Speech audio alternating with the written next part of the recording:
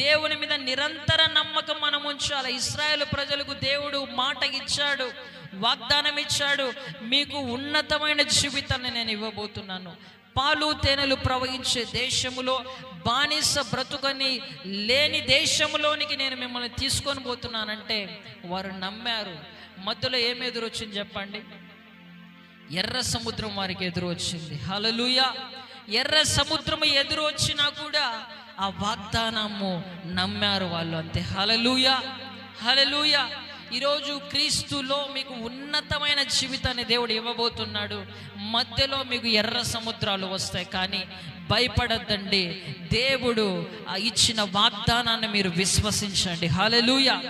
ఏ వాగ్దానం అయితే నీ జీవితంలో ఇచ్చాడో, ఏది నీ జీవితంలో చేస్తాడని చెప్పాడో, అది ఖచ్చితంగా దేవుడు నీ జీవితంలో చేస్తాడు. ప్రేమైన దేవుని బిడ్డలారా, మధ్యలో ఎర్ర సముద్రాలు ఖచ్చితంగా వస్తాయి, ఎరికో కోట గోడలు కూడా వస్తాయి, యోర్దాను నదులు కూడా వస్తాయి.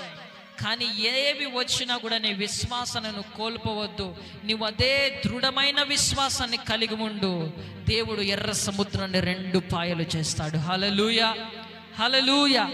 దేవుడు ఎరికో కోట గోడల్ని కుప్పకూల్చేస్తాడు, యోర్దాను నదిని ఏకరాశిగా నిలబెడతాడు.